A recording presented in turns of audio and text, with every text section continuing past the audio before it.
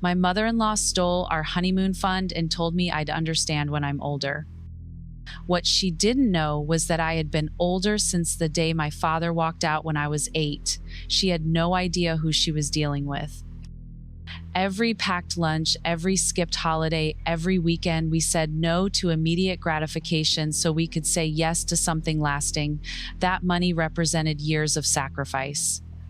And when she took it with a smile and a condescending pat on the head, she made the biggest mistake of her life. Before Judith, my life felt like something I had quietly, carefully stitched together. I came from a home where holidays were just warmer versions of regular days. My mother worked night shifts at the hospital, my father left before I turned 8, and I learned early that comfort was something you created, not something you waited for. I worked 2 jobs through college, packed groceries by morning and cleaned classrooms at night. I majored in public administration because I believed systems could be better, fairer. After graduation, I started working with a nonprofit that helped women transition out of domestic shelters. It was heavy work, but it mattered. Then I met Nolan. He was nothing like the boys I'd known, thoughtful, measured, the kind of man who listened with his eyes. We met at a community fundraiser. He complimented my handwriting on a donation form, of all things. We talked about books and architecture and why Sunday afternoons felt lonelier than Monday mornings. 2 years later, he proposed in our kitchen while I was making lentil soup. We started saving for our honeymoon the month after we got engaged. It wasn't just a vacation to us, it was a boundary, a declaration, something that was only ours, somewhere warm, near water, a place where no one knew our names. Judith arrived in my life like cold air through a cracked window, subtle at first, but persistent. She was gracious on the surface, always smiling, always offering gifts. But nothing from her ever came without a thread attached. She bought my wedding dress without asking, then looked hurt when I chose a different one. She told her friends she was saving Nolan from my influence, though she never said it to my face. Just little things, slight shifts in tone, half sentences that landed like needles. She used to stop by unannounced and rearrange things in our kitchen. She'd make comments about my family like they were strangers in our story. Once, she brought over a stack of wedding invitations with her name printed as host. I remember staring at the font and realizing that, to her, I was an afterthought in my own life. Nolan didn't see it, or maybe he chose not to. He had grown up inside her version of reality, where love looked like control and silence passed as peace. I never pushed. I told myself we'd start our life fully on that trip, far from her, far from all of it. But what I didn't know then was that Judith had already decided we weren't going anywhere, at least not without her permission. The money disappeared on a Wednesday. I remember because I was sitting at my desk, finalizing an annual report for the board when Nolan texted me. Just one sentence. "Have you checked the travel account?" At first, I thought it was a security issue, a glitch, maybe something we overlooked. But when I opened the account, my body went still. The balance read 0, not a withdrawal. A full transfer. Clean, deliberate. I clicked through the transaction history. It had been transferred 2 days earlier to an external account under Judith's name. I stared at the screen for a long time, not blinking, barely breathing. 1,000 thoughts passed, none of them landing, and then finally, I felt something sharper than pain, something harder. We confronted her that evening. Nolan had already spoken to her, but she said she'd wait until I was present to explain. When we walked into her living room, she was sitting by the fireplace, sipping tea as if nothing had shifted. She didn't greet me, just looked up and said, "I thought you'd overreact." I asked her why she did it. Calm, direct, I didn't raise my voice, and she said it plainly, like we were discussing laundry. "You two are already married. That trip was unnecessary. I needed something for myself. It's been a hard year." I couldn't speak. Not because I didn't have words, but because I didn't want to give her any more of mine. She smiled again. That same saccharine smile she wore at our rehearsal dinner when she toasted to her son's brave decision. Then she added, "You'll understand when you're older, when you've built something worth protecting." That was the moment something shifted inside me. Not rage, not sorrow, it was clarity, cold and quiet. I saw her for exactly what she was. A woman so hollowed by her need for control that she'd steal her son's beginning to remind herself she still mattered. Nolan stood beside me, but I could feel the fracture already forming between us. He didn't defend her, but he didn't defend me either, just stood in the silence, hoping it would pass without consequence. But consequences, I've learned, don't need to be loud. They only need to be true. I didn't say another word that night, not to her, not to him. I went home, I poured myself a glass of water, and I wrote down everything I could remember. Dates, logins, the way her voice lifted when she lied, the things she thought I wouldn't notice. I wasn't angry. I was awake. The next morning, I got up early and washed the coffee pot like I always did. Nolan watched me from the hallway, waiting for some eruption that never came. He asked if I wanted to talk. I said I would. Just not now. The truth was, I needed silence more than I needed conversation. I started gathering everything. I pulled the bank statements, the transfer logs, even the printed screenshots from the day the money vanished. I remembered that Judith had mentioned her church cruise was organized through her nonprofit's travel fund.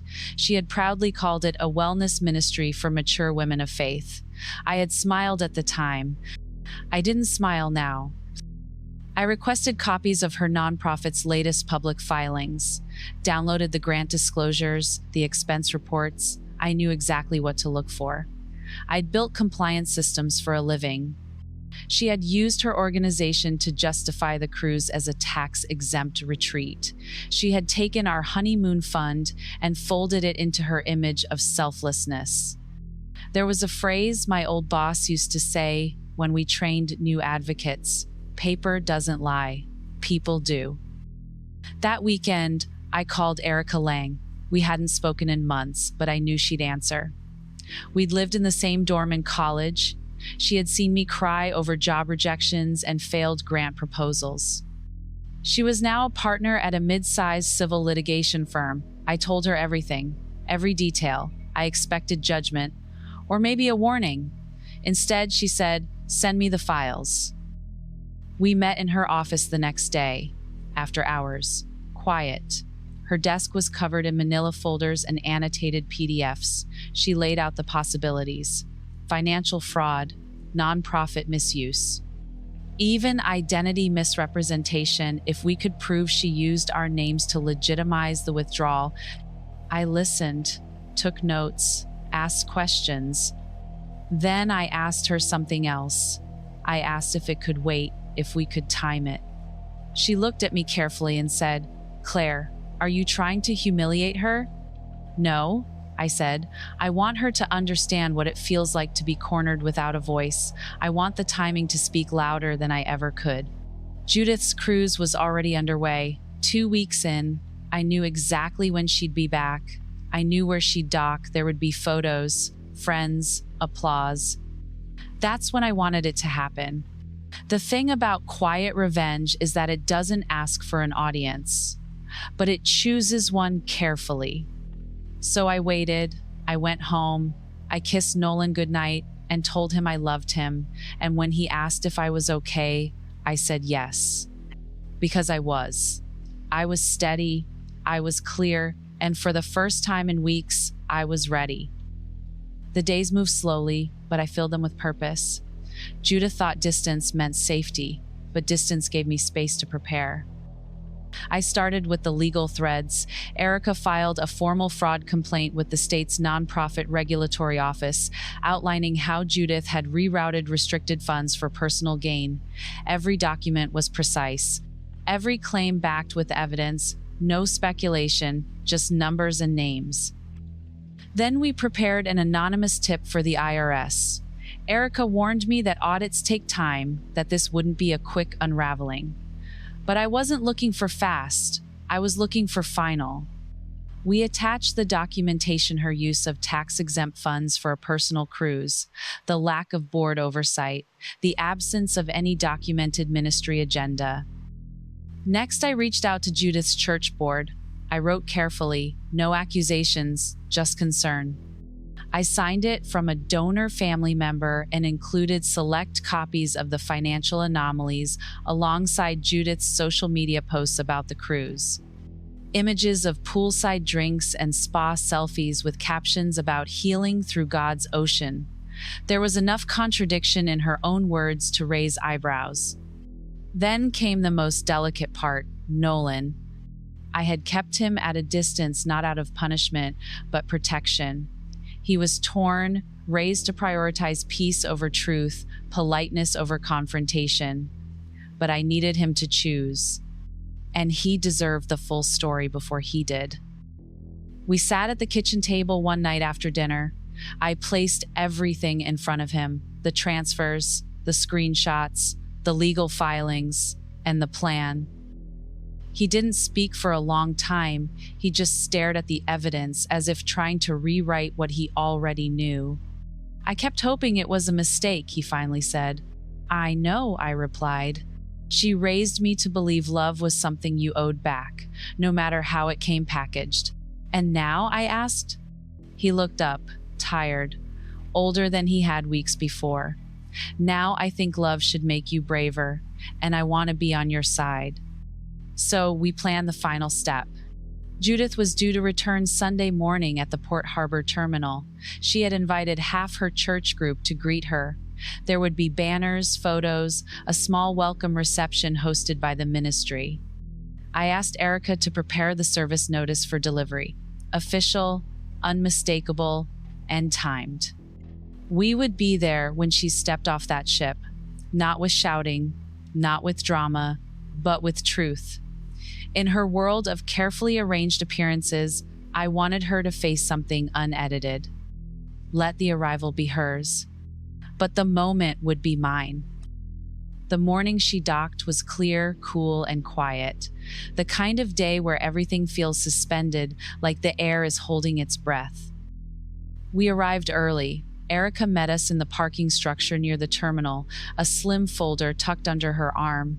She wore a dark gray suit, calm and unreadable. Nolan stood beside me, not saying much. He had hardly spoken all morning, but he hadn't let go of my hand either. The cruise ship was enormous, casting a long shadow over the dock as it pulled in. A small crowd had already gathered with welcome signs and phones, ready to capture the triumphant return. Judith's circle was easy to spot: matching jackets with embroidered ministry logos, polished smiles, women who believed they were greeting a woman of grace and generosity. Then I saw her. She stood near the railing, waving like royalty. Her hair was curled, her lips painted a soft rose, her sunglasses perched just so. She looked exactly how she wanted the world to see her: powerful, elegant, untouchable. I waited until she stepped onto the concrete, pulling her small suitcase behind her with one hand and adjusting her scarf with the other. Her eyes scanned the crowd until they landed on me. For a moment, her expression flickered: surprise, then confusion, then something else calculating. She started walking toward us, smile still fixed. Claire Nolan, what a surprise, she said, tone sugary but clipped. Come to welcome me home? Erica stepped forward, holding out the envelope. Judith Elaine Burnham, she said firmly. You are being served notice regarding the misappropriation of restricted charitable funds, wire fraud, and unauthorized access of a private joint financial account. You have 10 business days to respond. Judith blinked. Once, twice. She didn't reach for the envelope. What is this? She asked, but her voice had lost its gloss. This is some kind of mistake. I don't understand. You do, I said quietly. Nolan stood still beside me. Judith looked to him, waiting for him to intervene, to laugh it off, to rescue her. Instead, he said, I saw everything, and I'm standing with Claire. For a moment, everything slowed. The dock, the crowd, the sounds of rolling luggage and distant horns, all of it faded. Judith's hand dropped to her side. Her mouth opened slightly, but no words came out. People had started to notice. Her friends behind her exchanged glances. Someone lowered their phone. "You stole from us," I said, voice steady. "You used our life to fund your illusion, but this is where it ends." She didn't cry. She didn't scream. She simply stood there, surrounded by the image she'd built and the truth she couldn't control. Erica handed her the envelope, pressing it into her palm. Judith took it finally, as if it weighed more than it looked. Then we turned and walked away. No spectacle, no raised voices. Just distance, chosen, deliberate, permanent. Behind us, the applause had stopped. The fallout was quiet at first, like the hush after a glass shatters. Judith didn't speak to us for weeks. No phone calls, no emails, just a silence that felt less like retreat and more like recalibration. She was used to being the one who shaped the story. But now, the story had moved without her. Her church began their own internal review. Erica had sent them copies of the same documentation we used to file the legal claims. The ministry withdrew its public support of her projects. Her leadership roles were quietly reassigned. The monthly newsletter, which once opened with Judith's reflections, arrived without her name. Donors began to back away, some out of fear, others out of principle. One woman returned a casserole dish with a note clipped to it. "We never knew." The IRS sent a confirmation of audit 3 weeks later. It wouldn't be fast, they said, but it would be thorough. Erica believed it would take months before any formal charges emerged. But in the world Judith valued most, her reputation. Her image damage was already done. Nolan changed too. Not overnight, not loudly, but something opened in him. The silence that used to settle between us in Judith's presence was gone. He started asking harder questions about his childhood. He began therapy. He talked more, not just about her, but about himself. He apologized, not with grand words, but with quiet consistency, helping with dinner, leaving notes on my desk, sitting with me through the evenings without needing to fix or flee anything. I didn't need him to pick sides. I just needed him to stop pretending neutrality was kindness. And he did. We never saw the money again, not directly. But that loss no longer defined us. We still had each other, and something more: clarity. Judith tried once, months later, to send a letter. It arrived in a pale blue envelope, her handwriting still perfect. Inside was a carefully worded reflection on miscommunication and regret. No apology, no acknowledgement. I folded it once and placed it in the back of a drawer I rarely opened, not out of bitterness, but because I didn't need it anymore. The woman who once rearranged my kitchen without asking, who chose power over connection, had finally been forced to stand still, and I no longer lived in the house she tried to design around me. What she lost was trust. What I reclaimed was space. And sometimes that's enough. That spring, Nolan and I bought a small bench and placed it in the courtyard behind our apartment.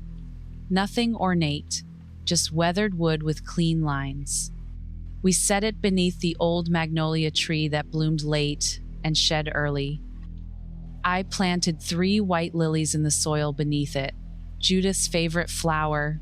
She used to say they symbolized grace, but to me they had come to mean reclamation. I tended to them every Sunday morning, gently, quietly, no ceremony, just care. The bench became our place, for coffee, for silence, for beginnings without noise. We never got to Maui, never walked those beaches or watched the sun disappear over the Pacific, but I began to realize the escape I longed for had never been tied to location. It was always about arrival. Not at a destination, but at a life we chose, one boundary at a time. Judith still existed on the edges. I saw her name in news bulletins, minor articles about board changes. Occasionally, I would hear through friends that she had taken a step back from public life. But she never called, and I never chased. I didn't need her to change. That was never the goal. The justice wasn't in her unraveling, it was in her silence. In the space she used to fill with opinion and pressure, there was now peace, real peace. The kind you notice when the air is still and nothing needs explaining. One morning, I sat on that bench with Nolan. He was reading, his fingers tracing the edges of the page like he used to do with my wrist when we first started dating. I looked down at the lilies, blooming without permission. He asked me what I was thinking. I said, I'm thinking about how much she taught me by trying to break me. He nodded but didn't respond. He didn't have to. The sky was soft that day, the kind of blue that doesn't ask for attention. And as the wind moved gently through the petals, I thought back to that cruise, that dock, her face, when truth caught up to the story she had told for so long. She took our honeymoon, but she gave me something else. A moment, a stillness, a garden she could never enter. And I sat there, in the life she once tried to rewrite, knowing I would never have to greet her again. Not at a dock, not an apology, only in memory, where I had already won.